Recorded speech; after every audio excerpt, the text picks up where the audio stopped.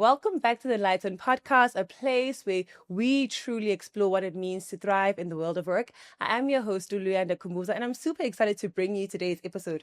Not only is it a finale, which is sad, but don't worry, we're cooking something, but it's also an episode that is very special to us, one that we have in partnership with the Body Shop South Africa and Clicks Group. As you can see, our set is all dolled up with amazing products, but we're going to be unpacking a very important conversation today around value-led leadership, right? Not just as a tagline, but also as a daily discipline, as a principle, and how we see these big brands that we love and admire, how they bring it to life through our products, through customer service, and the likes, right? So, which brings me to my guest today. Lwazi Nhlapo leads the Body Shop South Africa within the group of Clicks as a general manager and brand manager.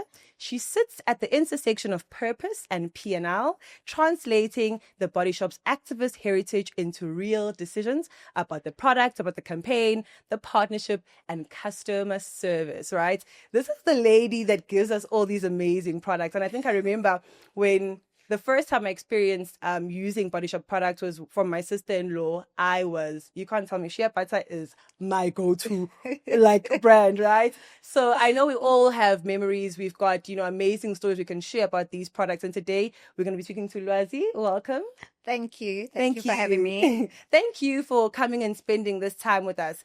Tell us a bit about why the Body Shop. I know it's a position that you hold, but surely there's some personal connection, and that connects you to the brand. Why that brand?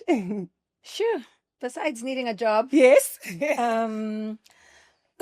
Sorry. Besides needing a job, there's a lot of things about the Body Shop for me that resonated, and I was so excited, and I was just like, no way. There's no way this brand is something that I'm going to get to lead the business and drive it and grow it.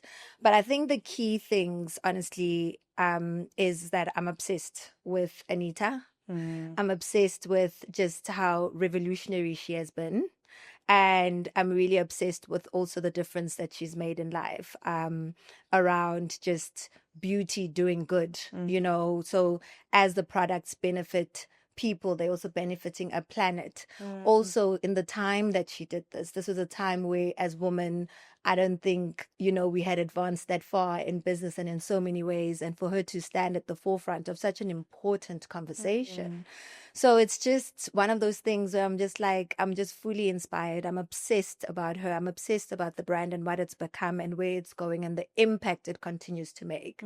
I think from a values perspective, I'm just pro the activism in it. It speaks a lot about who I am.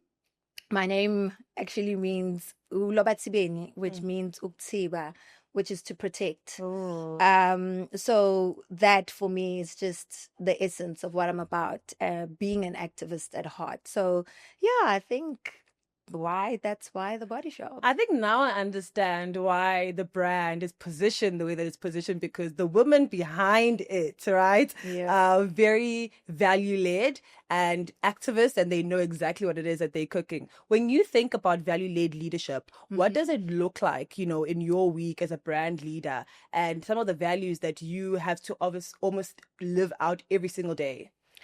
So for me, values is not a abstract idea. Values are like a compass that guide how I lead. They guide how I decide and how I act.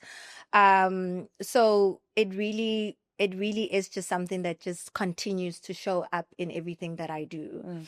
And maybe a more practical idea of how these values keep coming up is even if you think about it from a commercial sense, with the commercial decisions one has to make, what campaign to put on, how we're going to perform, where we're going to perform, who we're going to partner with.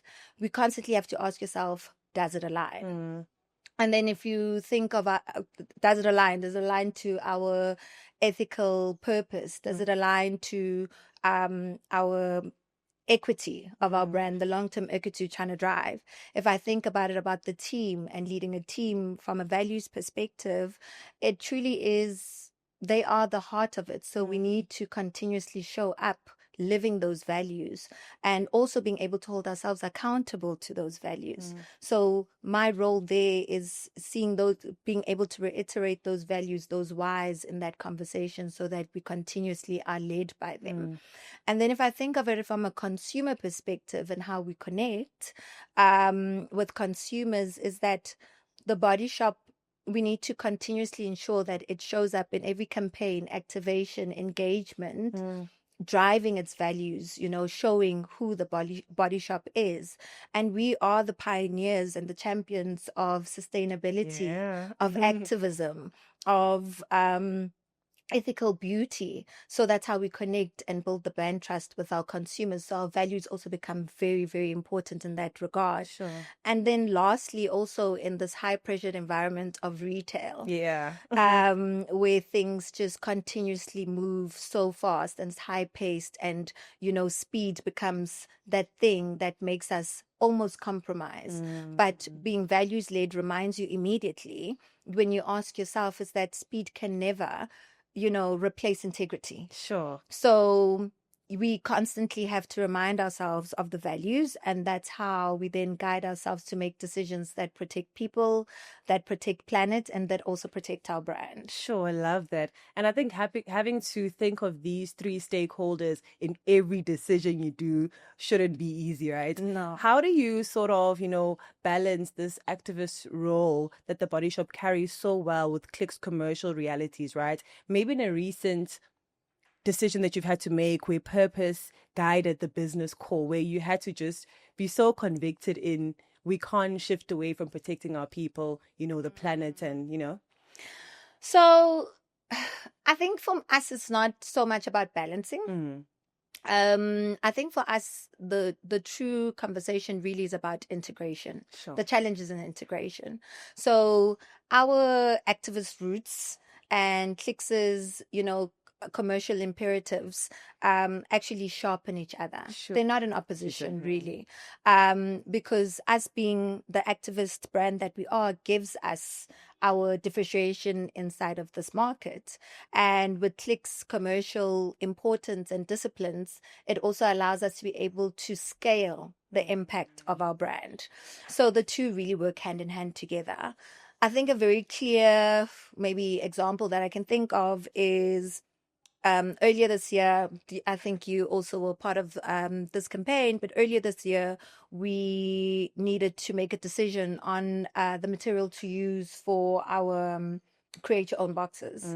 And with that, it then allowed us to, with that, there were obviously like various options that we could have chosen that were more affordable. Immediately, from a short-term perspective, we would have benefited margin-wise, and we would have won. Great, hey, we can then report and say, Clicks, here's the money. However, in that decision, we ended up choosing, obviously, to choose something that was sustainable and the right material that is still recyclable and all those things. And yes, it cost us more. But if you think of the long-term goals and also keeping those commercial imperatives in mind, is the fact that, one, we didn't compromise our brand. Two, we still were able to protect our brand trust. And that also gives us a very stronger story to tell from an ESG perspective, which then builds the brand loyalty and in the long run also gets us more commercial sales and everything else. So I think the balance is about, being headstrong in the DNA of the Body Shop and protecting that with everything that we have, but at the same time, being so rigorous in the commercials in order for us to ensure that, we're able to take this impact and keep on scaling it. I think that's the importance of all of it. The one thing that I think I'm really enjoying about the brand, it's very strong in its heritage, right? And when you've got a very strong legacy as the Body Shop, right? How do you then sort of keep that authentic style, but also keeping it fresh for, South African consumers today? If I think about it clearly, I think the authenticity or the legacy of Body Shop really lies in us not losing sight in Anita. Anita's work, she started a conversation on what she built this brand on. She started this conversation and started this work way ahead of us catching up and being in tune and it being relevant with us today. And that was a conversation around human rights people. That was a conversation around sustainability. That was a conversation around communities, activism, right? And with products doing good for you and the planet. And that conversation has become more relevant today. So us keeping that authenticity really puts us at the core or at the center of the relevance of what South African consumers, modern day South African consumers, are conversating around. So it's not a challenge. If anything, us remaining authentic is encouraged. It is celebrated, in every single thing, from doing the recycling initiatives, from the refillables that we have in store, from our community fair trade partners and the work that we do there. Like, there's so much good that as we continue to just live that, it continues to be so relevant and allows us to keep our authenticness. And at the same time, it's something that is so celebrated with South Africans today. I think my guests can agree with me that now we understand why we do the refillables. Now that there's a story behind everything that happens in store, that I think from the outside, you never just understand. It's, oh, okay, it's cute, I know. But now we've got more insights and intel on that. And I want to sit a bit on the ethical marketing part. What does responsible marketing look like for you in terms of claims, creators, events, the people that you partner with, and stuff like that? So for me, responsible marketing is really about real stories, real people, and honest claims. At the Body Shop, we are very careful about the language that we use. We try and avoid harmful beauty stereotypes and conversations. And we're very intentional also about who we partner with, whether a corporation, a creative, an influencer, an artist. We're very, very intentional in the people we choose. And I think, like I said earlier, we ask ourselves, does it align? Sure. Is this entity or person or partner, do they continue the conversation when it matters? Or is it just a temporary thing? Is there consistency? We also ask ourselves, does this person walk the talk? Or does this entity walk the talk that it is that they're putting out there when they partner with us? Because it's very important that, we don't lose this ethical sense that we've worked so hard to build just because, we are going for reach. That's never honestly the conversation. The conversation is the alignment. That is the true essence of us being driven by our values.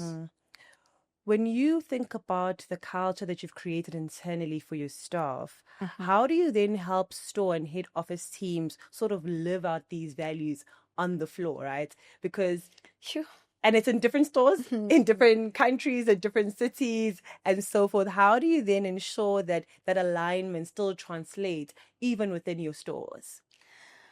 I think the biggest thing about the team as a whole, and anyone who's worked on our brand, there's just an essence of connection and brand love that just lives within all of them because they understand the bigger purpose. I don't think anyone falls in love with the Body Shop purely just from its product. It's truly in understanding what it does, the impact it's making, and how you relate to it. And that's the biggest thing, through our training, through them using the products, through them seeing the impact that they make as stores in their communities. So that's always been very, a thing where I came in and I'm like, oh my gosh, you guys are too passionate. Like, I love this. So it's sort of like, it's contagious. Like, you get into it and you're just like, I love working for this brand. Oh my gosh, you just see the beauty in it in all ways, right? But I think at the core of it, how we hone ourselves or our true north or everything we always follow, it's just asking ourselves a simple question of why. Why this campaign? Why am I going to do this event in my store? How am I going to do it? And it sort of like guides us in order to ensure that we're always answering back to what guides us, and that's our values. Sure. So the question of why really does slow things down. The question of why brings so much discernment, so much clarity, and also just ensures that we're always aligned, and at the core we're being led by one voice, and one sound. Sure. I want to steal that for my personal life. Understanding the why, Yeah. everything. I think it's so important. When we look at, from a more governance landscape now, are there any checks or like rituals that keep campaigns and partnership aligned with your brand ethics, such as like approval gates, supplier screens, but without being too technical? You know what? Yes, there is a lot of that. I don't think you can be a part of a brand that is so value led and not have any of that, because we're human beings and mistakes get made. But you need to remember that the TBS is a global brand. So from a macro scale of things, we are already governed by that. Yeah. Internationally, we look, feel, and are believing in the same thing. Then comes also from a market perspective and a micro, I'll call it micro for now, but a micro perspective is that we're also led by a really ethical, beautiful business, which is Slicks Group. And in that, there's obviously processes, procedures to ensure that what we're putting out there is aligned to our values, and additionally continues not to be harmful, and it continues to remain as ethical as possible. So there are a lot of processes in place. Trust me, we skip through hoops sometimes to get a small thing across the line. But it's important, it's very, very important. And it's what also helps govern us to ensure that we stay onto like the right track. Yeah.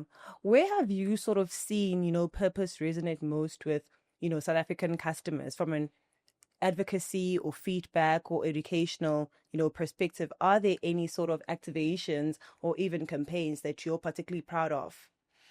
You see, the one thing about South Africans, I think that we should all know, Africans as a whole, is that they resonate more strongly with things that they are not told, but things that they can feel in their day-to-day lives, making an impact or a difference.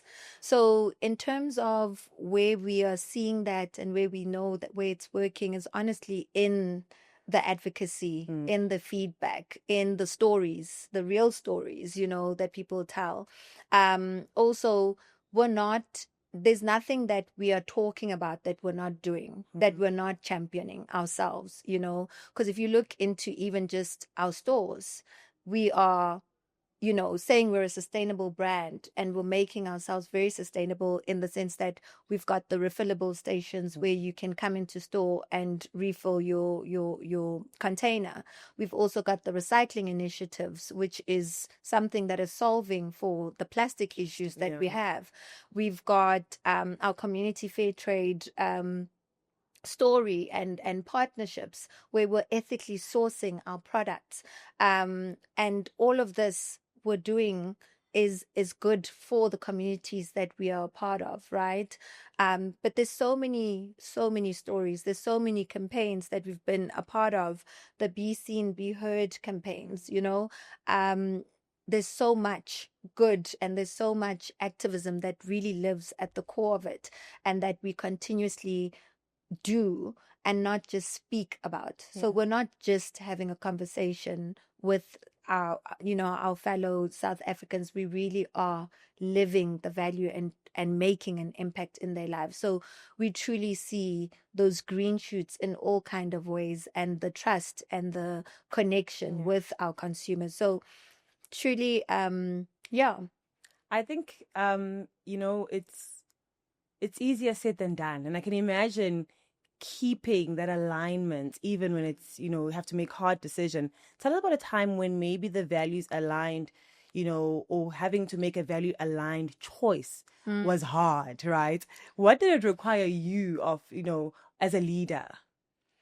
To be honest with you, with such a strict brand, I would say almost every other decision is very difficult, right? But I think a good example that I can really think of, or maybe like relate to, would be a partnership Mm. that we wanted to do. And trust me, the numbers looked amazing. Like the reach was off the charts and the commercials just were lining up, and how we were going to benefit, the visibility was on another level. And it was just perfect, right? However, in terms of what the two brands stood for, Sure. wasn't aligned. And truly, I think for our consumers, it would have been a break of trust. It would have been a break of credibility that we would have put out there, that would have like cost us just some concern. So to be honest with you, having to walk away from something like that in the short term really hurts. It really makes you question, like, oh my gosh, is that the right decision? Because tomorrow you have to report back and say, like, I don't have the numbers as yet. But in the long run, as you're going and also getting those affirmations from your consumers, like, yes, we love what you're doing. We are in tune with what you're doing. We believe in what you're doing, and you're being authentic. You're being consistent. You're being true. Because honesty is also a very big value of ours. Sure. So being able to stick to that in the long run and keep that customer loyalty, keep those things going, becomes far more important. So yeah, it sucks in the moment, but in the bigger scheme of things, everyone still gets to own their grounds, truthfully so, and not necessarily this one moment now unraveling all these years of work, So yeah. I want to pick your brain a bit from a leadership perspective, right? What are 3 practical habits, right, for any manager or emerging leader or aspiring leader can adopt, this quarter to lead their team, even their brand, more intentionally and ethically? It's a good one. Okay, I'm gonna just minimize it. Yeah. Minimize it as much as possible. Okay, cool. So I think for me, those 3 things would definitely be, one, it's important to have clarity. You need to know what your values are, because you can't be value led and you're not certain or clear about the values, about who you are, how you want to show up, how you're going to decide, and all those things. So one, clarity is a big thing. The second thing would be consistency. You need to live those values. Sure. So it can't be something you visit. It can't be something, because people can tell when you're not being authentic or you're not being consistent with things. So the second thing would truly, truly be as consistent as possible. Let it be a part of your life. It's like being on, when we go on a diet, if it's not consistent, you're going to drop off at some point. So people are going to see, like, this goes, it shows. And the third thing would be to inspire. Lead with those values. If you lead with those values, it becomes part of your day to day, So those are the 3 things for me. Is like, have clarity, definitely be consistent, and also inspire. So lead through those values that it is that you say you're about. Sure, absolutely love that. And I think as we come to a close, if you had to sum it up in one line, why does value-led leadership win in the long term when it comes to building the brands and the people? Sure. I absolutely do. I genuinely, I don't know. Let me think about it. I don't know. I think, like, why it matters. I think it just has more depth. It's depth. It's the fact that it lasts longer than just today. Sure. And it builds equity. You know what I mean? It builds real equity. It builds something of substance.